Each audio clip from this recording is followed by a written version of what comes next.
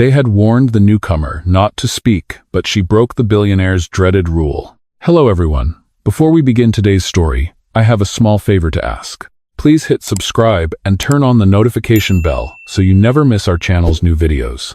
It is quick, free, and the best way to support us in bringing you more dramatic stories. Your support means the world to us. Where are you watching from? Drop your city or country in the comments below. Thank you very much. Now, let us return to the main character. She stands at the end of the hallway with a clipboard pressed to her chest, trying to steady her breathing. It is her first day. The building smells like fresh paint and strong coffee, the kind that lingers in the air long after the cups are empty. Around her, people move with purpose, voices low, steps quick. No one looks at her twice. They warned her this morning. They warned everyone. Do not speak unless spoken to. Do not offer opinions. Do not correct anyone. And above all, do not challenge the rules. She nods when they tell her. She needs this job. The rent is due in 2 weeks. Her mother's medical bills are stacked on the kitchen table back home, each envelope heavier than the last. This paycheck is not a luxury. It is survival. Across the room, a man sits alone at a long conference table. His jacket is worn at the elbows. His shoes are clean but ordinary. He looks like someone who belongs everywhere and nowhere at the same time. He listens more than he speaks. When others talk, he keeps his eyes down, fingers folded, unreadable. No one introduces him. The meeting begins. Numbers flash on the screen. Targets are missed. A manager clears his throat and shifts the blame downward. Toward the people who are not in the room. Toward the assistants. Toward the new hires. Toward the ones with no voice. The main character feels it in her stomach first. That tight pull, that quiet protest. She tells herself to stay still. She tells herself to remember the rules. She tells herself that silence is safer than truth. A junior employee is called out by name. His mistake is exaggerated. His apology is cut short. Laughter ripples at the table, soft but sharp, like glass. The man in the worn jacket looks up. Just once, his eyes move. Not to the manager, but to her. It is nothing. A glance. A coincidence. The meeting continues. The pressure builds. The blame grows heavier. The main character's fingers curl around the edge of her clipboard. She can hear her own heartbeat. She can hear the warning from earlier, echoing in her head. Do not speak. She swallows. She counts to 3. She tells herself to look down, but the words rise anyway. She does not raise her voice. She does not interrupt. She simply says what is true. The room goes silent. Every head turns. The manager freezes. The junior employee stares at the table. The main character feels the heat rush to her face, the sudden certainty that she has just ended her career before it even began. No one speaks. Then the man in the worn jacket leans back in his chair, and he smiles. By the time the meeting ends, her hands are still shaking. People file out in small groups, voices returning to normal, laughter slipping back into place as if nothing happened. No one looks at her.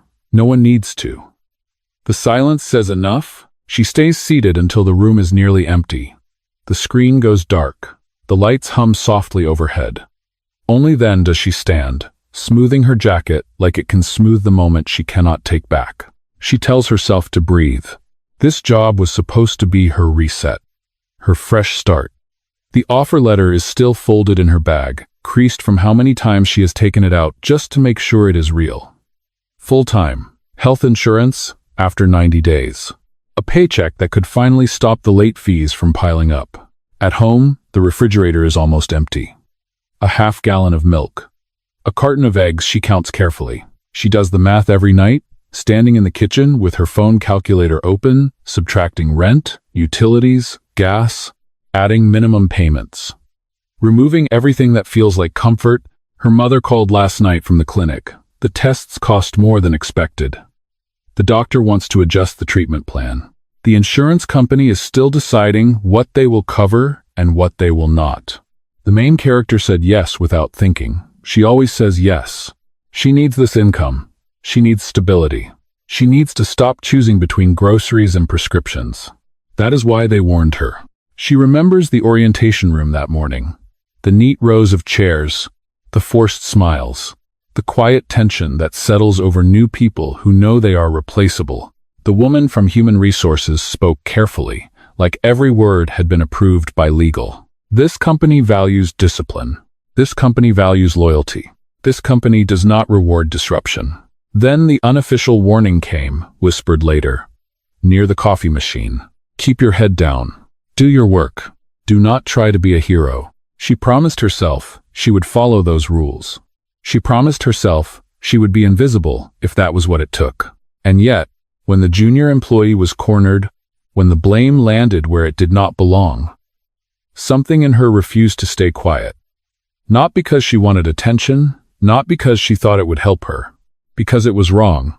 Now, standing alone by the window, she wonders if being right was worth the risk. She imagines the email she might receive before the end of the day.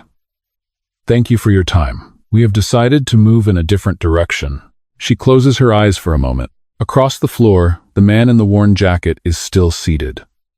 Everyone else has left, but he remains, flipping his notebook closed with unhurried care. When he stands, he does not rush. He walks past her without stopping. As he passes, he speaks quietly, like the words are only meant for the space between them. That took courage. She turns, surprised. Before she can respond, he is already moving away, disappearing down the hall like he was never there at all. She does not know his name. She does not know his role. She only knows that no one else said anything. Her phone vibrates in her hand. A reminder, notification. Rent due in 14 days. She straightens her shoulders. Whatever happens next, she will face it. By the next morning, the rule feels heavier. It is not written anywhere. There is no handbook section, no slide from orientation. And yet, everyone knows it. She sees it in the way conversations stop when certain names are mentioned, in the way people lower their voices near glass walls, in the way eyes slide away instead of meeting hers. She arrives early, like she always does. The office is quiet, the lights still dim to half power. She logs in, organizes her desk, rereads yesterday's notes as if repetition might protect her from consequences. At 9 sharp, another meeting is called. This one is smaller, more intimate, more dangerous. She takes a seat near the end of the table, back straight, hands folded. The same faces appear. The same hierarchy arranges itself without anyone saying a word. Senior managers at the center. Junior staff along the edges. New hires closest to the door. The man in the worn jacket takes his usual place, not at the head, not hidden either. Somewhere in between, where he can see everything. The meeting begins smoothly. Too smoothly.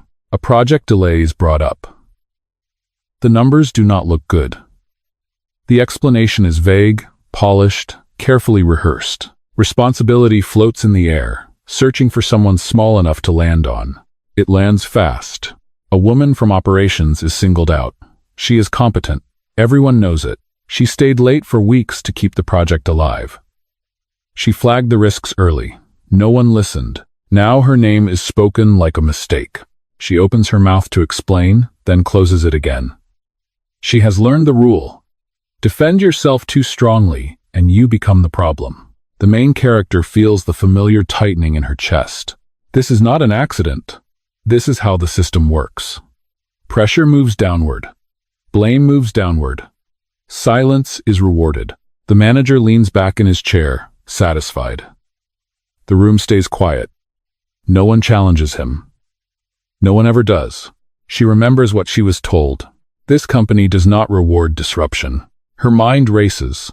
She thinks of her bank account, of the reminder on her phone, of her mother waiting for answers from the clinic. She tells herself to stay still. She tells herself that this is not her fight. But then she hears it. Not anger. Shame. The woman from operations nods slowly, accepting what she knows is unfair because she knows resistance will cost her more than silence ever will. The main character grips the edge of the table. She is not senior enough to speak.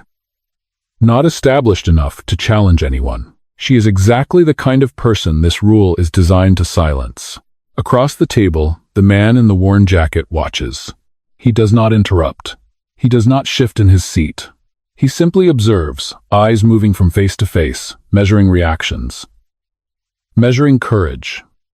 Measuring fear. This is the test. Not of intelligence. Not of skill. Of character. The manager clears his throat, ready to move on, ready to let the blame settle where it does the least damage to him. The room waits. The main character feels the moment stretch, thin, and fragile. She knows what happens if she speaks again. She has already used her one mistake. She has already been noticed. Her heart pounds. Her pulse is loud in her ears. She thinks of what the man said yesterday. That took courage. She exhales. And for the second time, she breaks the rule. The sound of her voice is calm. Too calm for how fast her heart is racing. She does not stand. She does not raise her hand. She simply speaks, clearly enough to be heard, quietly enough to avoid sounding like a challenge. That is not accurate. Every head turns. The manager blinks, surprised, like he did not expect sound to come from her side of the table. The woman from operations stiffens, eyes wide, as if silently begging her to stop. The main character keeps going. The delay did not start in operations. It started when the risk report was flagged and ignored. The timeline reflects that. The data reflects that. Her voice does not shake, her hands do. She does not accuse. She does not attack. She states facts, dates, emails, decisions that everyone in the room remembers but prefers not to acknowledge. The silence that follows is sharp. The manager straightens in his chair. His jaw tightens. This is not how this meeting is supposed to go. This is not how this works. He smiles, but it does not reach his eyes. Thank you for your input, he says. That will not be necessary. The words are polite. The message is clear. She has crossed a line. The main character feels the weight of it immediately. The room shifts. Chairs creak. Someone exhales. The unspoken rule reasserts itself.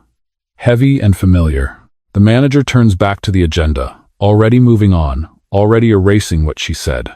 Then a voice cuts in. Actually, it is necessary. The man in the worn jacket speaks for the first time in the meeting. Not loudly, not aggressively, just enough to stop the momentum. He looks at the manager, then at the screen. She is right. The manager freezes. The room freezes with him. No one expected that. Least of all her. The man does not elaborate. He does not explain who he is or why his opinion matters. He simply opens his notebook, slides it forward, and points to a line of figures. The risk was flagged 6 weeks ago. The decision to proceed was not hers. His tone is neutral. Observational. The manager clears his throat. He laughs lightly, as if this is all a misunderstanding, as if control has not just slipped through his fingers. We can discuss this offline, he says quickly. The man in the worn jacket closes his notebook. No, we can discuss it now. The word lands harder than shouting ever could. The main character feels dizzy. She did not expect support. Not like this, not publicly. The manager nods, tight smile still in place. But his confidence is gone. The meeting limps forward, rearranged, unsettled. Blame is redistributed carefully, cautiously. No one looks at her anymore. When it ends, people stand too fast. Conversations restart too loudly. The woman from operations brushes past her and whispers thank you without slowing down. The main character gathers her things slowly. She knows this does not mean she is safe. Speaking up once was risky. Speaking up twice is unforgivable in places like this. As she reaches the door, the man in the worn jacket catches her eye. He does not smile this time. Be careful, he says quietly, not as a warning, as advice. Then he turns away. She walks back to her desk, pulse still racing, fully aware that she has just done the one thing she was never supposed to do. She told the truth, and now she will pay for it. The consequences do not arrive loudly. They arrive in small, deliberate ways. By mid-afternoon, her access to the shared drive is limited. Files she opened freely yesterday now require approval. A calendar invitation quietly disappears. Her name is removed from a project thread without explanation. No one says anything to her directly. They do not have to. She feels it in the pauses when she approaches a group, in the way conversations soften, then stop, in the careful politeness that replaces warmth. Like everyone is afraid association alone might be contagious. At her desk, she works anyway. She finishes what she can. She double-checks numbers. She documents everything, even tasks that used to be understood without being written down. If this is the end, she wants to leave clean. Her phone buzzes once. A message from an unknown internal number. Please stop by conference room C at 4 o'clock. No signature. No explanation. Her stomach tightens. Conference room C is small. Windowless. Usually used for one-on-one conversations that do not need witnesses. She arrives early and stands instead of sitting, back straight. Hands folded the way she learned as a child when trouble was unavoidable. At 4 exactly, the manager enters. He closes the door behind him. He does not sit either. You are new here, he begins, voice measured. Perhaps you misunderstood the culture. She does not interrupt. She nods once. We value initiative, he continues. But there is a process. There is a hierarchy.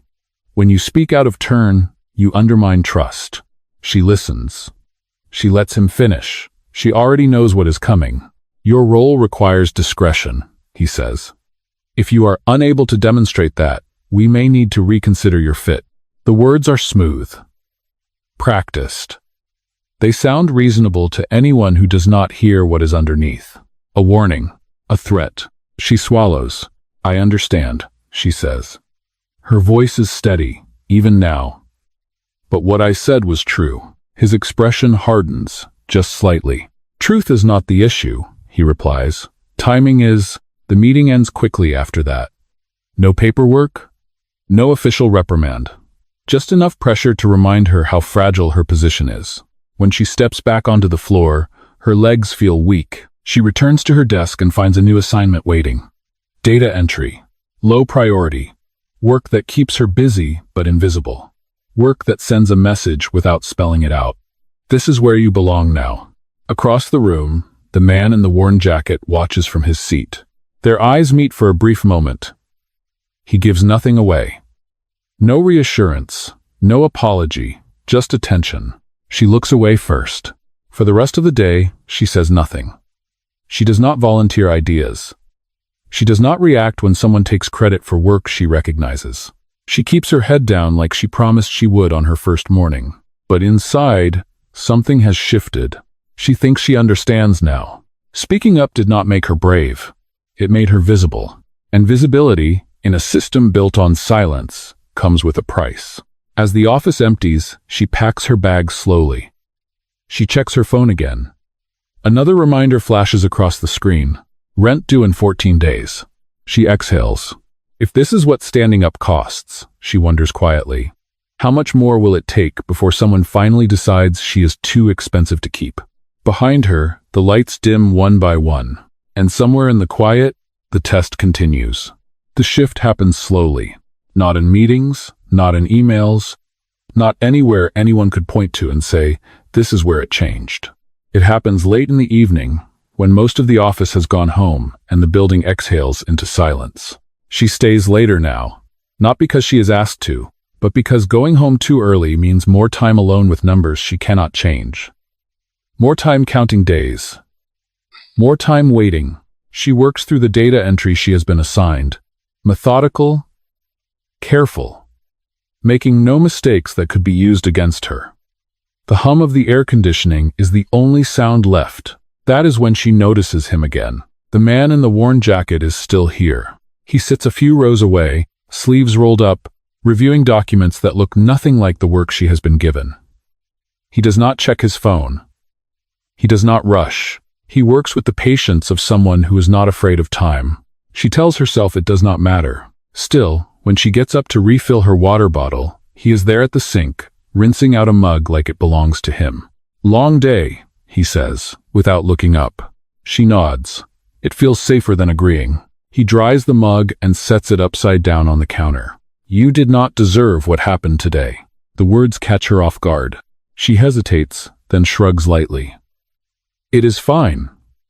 I understand how things work. He finally looks at her, really looks at her. Do you? She does not answer right away. The truth feels heavier than it should. I understand enough, she says carefully. Speaking up has consequences. He considers that. And you would do it again. It is not a question. She thinks of the woman from operations. Of the way shame sounded in her voice. Of the look on her face when someone finally intervened. Yes, she says, I would. He nods once, like something has clicked into place. They stand there in silence for a moment. Not awkward, not rushed. Just quiet. Why did you say something, he asks finally. Yesterday, today, you knew the risk. She tightens her grip on the water bottle. Because it was wrong, she says, and because if I pretend not to see it, then I am part of it. He watches her closely. Not like a manager evaluating performance, but like someone listening for something that matters. Most people choose safety, he says. I know, she replies. I tried. A faint smile touches his face, gone almost as quickly as it appears. They return to their desks after that. No grand conversation. No promises. Just an unspoken understanding that something has passed between them. Over the next few days, these moments repeat. Brief conversations by the elevator. A shared look during meetings where nothing is said. A quiet acknowledgement when she stays late and he is still there too. He never mentions her warning. Never brings up the manager. Never hints at power. To her, he is simply someone who sees what she sees. She does not know that every word she speaks is being weighed. Every choice noted. Not as a flaw, but as evidence. She does not know that this silence, this space where no one rescues her and no one rewards her, is the most important part of the test. All she knows is that for the first time since she arrived, she does not feel completely alone, and somewhere behind his calm expression, the man in the worn jacket is no longer observing. He is deciding. The invitation arrives on a Friday afternoon. Mandatory attendance, it says. Company-wide meeting. Auditorium level. No agenda, no explanation. By now, she has learned to read what is not written. Mandatory means something is about to change. The auditorium is full when she arrives. Every department, every level. People she has never seen before fill the rows. Dressed sharper than usual. Voices buzzing with speculation. Screens glow at the front of the room, displaying the company logo in clean white letters. She takes a seat near the back, where new hires usually sit. Where it is safe, the man in the worn jacket is not beside her this time. She scans the room once, then again, but does not see him anywhere. A strange, unwelcome sense of disappointment settles in her chest. She pushes it away. This is not the day to expect anything. The lights dim. A senior executive steps onto the stage and taps the microphone. The room quiets instantly. Thank you all for coming, he begins. Today marks an important moment for our company. She listens without really listening. Corporate language flows easily now. Vision, alignment, growth. Then the tone shifts. Before we continue, the executive says, there is someone I would like to introduce. The screen behind him changes. A photograph appears. Clear. Professional. Familiar in a way that makes her breath catch. It is the man in the worn jacket. Only now, he is wearing a tailored suit. No frayed sleeves. No quiet invisibility. His name appears beneath the image in bold letters, followed by a title that sends a ripple through the room. Founder and Chief Executive Officer. For a moment, she cannot process it. Her mind reaches for explanations that do not exist. A mistake. A coincidence. Someone who looks like him. Then he walks onto the stage. The same man. The same posture. The same calm expression. Only now, every eye follows him. Every whisper stops. Her heart drops into her stomach. He takes the microphone and waits. He does not rush. He lets the silence stretch until it belongs to him. I have spent the past several weeks inside this company without my title, he says evenly. Not as an executive, not as leadership, but as one of you. Gasps ripple through the crowd. Heads turn. People look at one another, re-examining memories, conversations, glances they dismissed. He continues, I did not do this to deceive. I did it to observe. To understand how decisions are made when power is not watching. Her hands go cold. She remembers every conversation, every quiet moment, every word she said to him, thinking he was safe. His gaze moves across the room slowly. It does not linger on the managers. It does not linger on the executives. It stops on her. The room seems to tilt. I saw people choose silence, he says. I saw people protect themselves. I saw systems that reward comfort over truth. A pause. And I saw someone speak when it cost her something. Her chest tightens. She wants to disappear. She wants to stand up and leave. But she cannot move. He says her name. Not loudly, not dramatically, just clearly enough for the room to hear. She feels hundreds of eyes turn toward her. On her first week, he continues, she broke a rule everyone knows and no one questions. She did not do it for recognition. She did not do it for power. She did it because it was right. The silence is complete now. This is what leadership looks like, he says. Not authority, not position. Her pulse roars in her ears. In one moment, the truth crashes down around her. The man she trusted was never powerless. He was watching, and everything that comes next will be decided by what he chooses to do with what he saw. The room stays silent long after he lowers the microphone. No applause. No movement. Just the weight of what has been said settling into every corner of the auditorium. He lets it sit. Then he continues, courage should not be punished here, he says, and silence should never be safer than truth. He turns slightly, gesturing toward the senior managers seated in the front rows. Names appear on the screen behind him. Project decisions, email chains, dates and approvals that no one expected to see displayed so publicly. The delay that was discussed earlier this week did not originate in operations, he says calmly. It originated at the leadership level. That responsibility belongs where the authority sits. A murmur ripples through the crowd. The manager who warned her in conference room C stiffens. His face drains of color. Effective immediately, the chief executive officer continues. Our internal review process is being restructured. Accountability will move upward, not downward. And retaliation against employees who raise valid concerns will not be tolerated. Her breath catches. She realizes she is gripping the arm of her chair, knuckles white. The chief executive officer does not raise his voice. He does not need to. The authority is already there, solid and undeniable. He looks back toward her. As for the employee who spoke up, he says, her actions reflected the values this company claims to stand for. Integrity, responsibility, respect for truth. The screen changes again. Her name appears, along with a new title. She blinks, certain she is misunderstanding what she sees. Effective today, he says, she will be reassigned to the strategic review team. Direct reporting. Full authority to flag risks without interference. A pause, and no consequences for doing so. The room exhales all at once. She feels lightheaded, the kind of dizzy that comes not from fear, but from the sudden release of it. He is not done. This is not a reward, he says. This is a correction.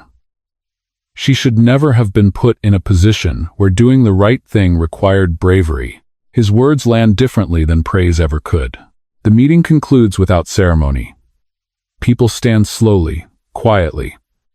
Conversations are hushed, uncertain.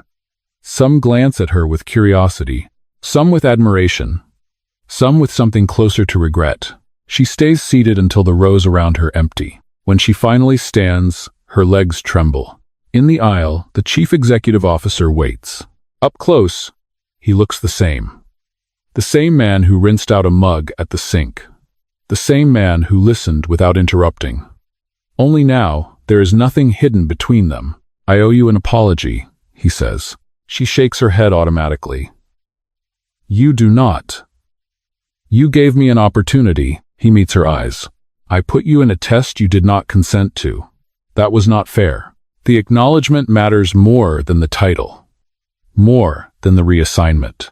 More than everything else. Thank you for seeing me, she says quietly.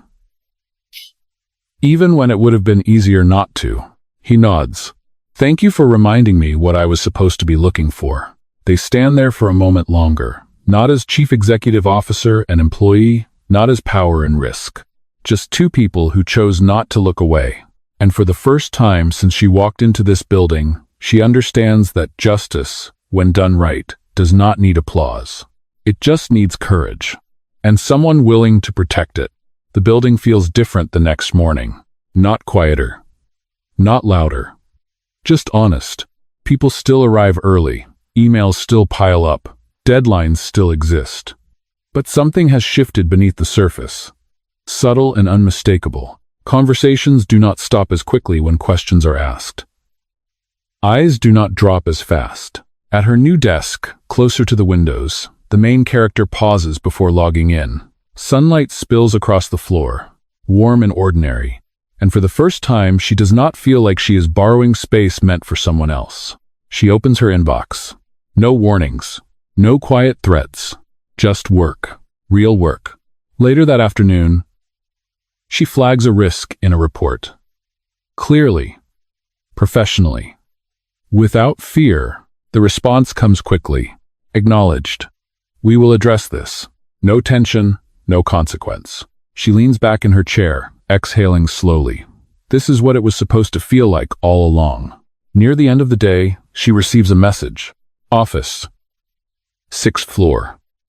When you have a moment, she hesitates only briefly before going.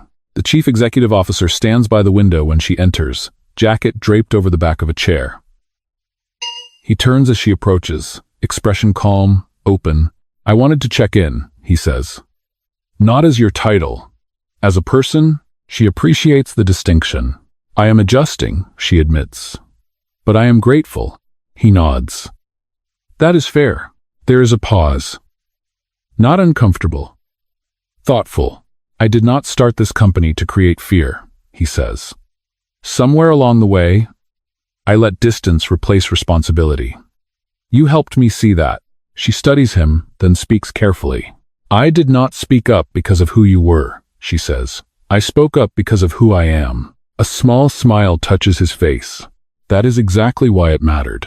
They talk for a while longer. About the team, about the changes ahead, about expectations that go both ways. There is no grand declaration. No sudden romance.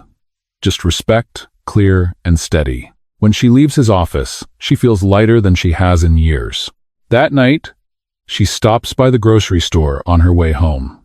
She buys more than the basics. Fresh fruit, a proper meal, small choices that signal safety. At home, she calls her mother. I think things are going to be okay, she says.